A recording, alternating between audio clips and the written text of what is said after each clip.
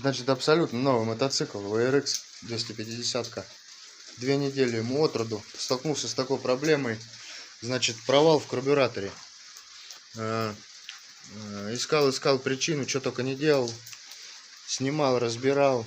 Значит, вся проблема была вот в чем. Вот в этой ебучей клиторной муфте. Вот она. Значит, вынимая обогатитель вот этот, и по мере нагревания двигателя она опускается и не садится в свой паз. Вот ее видно. Значит, и из-за этого происходят провалы. Все. Пальцем додавил ее, проблема решена.